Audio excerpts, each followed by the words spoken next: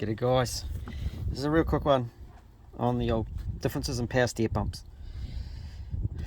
This is an early non-VVTi pump. It fits all non-VVTi engines. The SC400 and the Soras, this hole for the power steer idle up isn't drilled out and tapped. So this one you can see, because it is drilled out and tapped, is an LS400 pump. Crowns are the same, so Crown Majestas have that idle up. It's only the Soras and SCs that I've seen that don't have that pump taken, drilled and tapped. Now, what's the difference between this and a VVTi pump?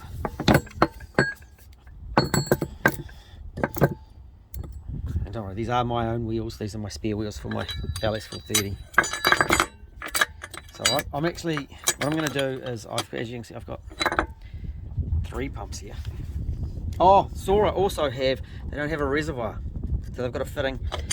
It's a bit like this one, but it's bent. So again, LS400s and Celsius will have this reservoir, and the Sora SC400s will have a bent one of these. So back to, this is a non-VVTi. To convert it to a VVTi, and what I'm doing is I'm saying 3 pumps, these are all non-VVTIs, and I need a VVTi pump. So this back housing is getting changed. This is going to get rebuilt and changed. So you can see the difference in the way it mounts to there. Instead on the VVTi it's got 2 like that. And then I put one of these on it. And I changed the pulley because the offset of the pulley is different on the pump, the way it mounts. Okay, and so it sits a little bit different. So that covers your non-VVTi. VVTi, same body, different rear bracket, different front pulley.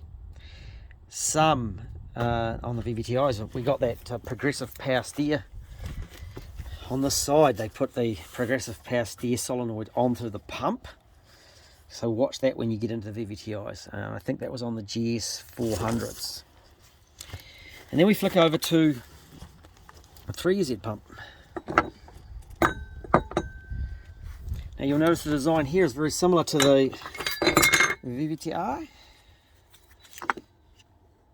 And in fact they will actually bolt on. This one bolts onto the, bolts on slightly different on the studs in the front. One's more up into the head, one's more onto the block. So we've got the little bent. That's more like a Sora one from the early days, but this is a 3Z. And this is off an LS. And again, there's a solenoid thing with some of the GS430s, and the crowns don't run one at all. Our Soras, so SC430s, they're different again. This one you can notice the pulley, it's on a pressed on shaft. I'm going to do a rebuild on one of these pumps, and I'm going to show how, because this is part of the shaft, that's how you get it all in one piece. Some of them do actually have a nut and a removable pulley on the 3Z. So again, there's some differences within these pumps, and the guys are getting called out on this because they just aren't sure quite what they've got or where they're going. So that's a little bit helpful, I hope.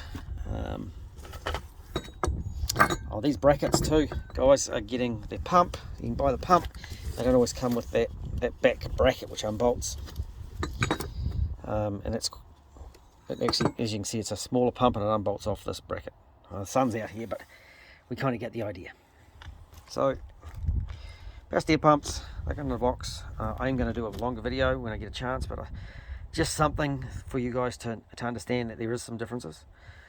And again, I recommend getting onto ODIY and checking out, or it gives you a bit of an idea, brackets and mounting. And so it's quite funny because this pump here, okay, can be changed into a VVTi pump to fit, and then but this one doesn't go back onto there. So in the models I've changed them because of the body change. And of course you can put a VVTi pump onto a 3Z, but a changing of the stud and the way that it mounts. We use a lot of oil coolers, we run proper power steer fluid. These ones in high use situations don't last, but they last fantastically well on LS430s. Go figure.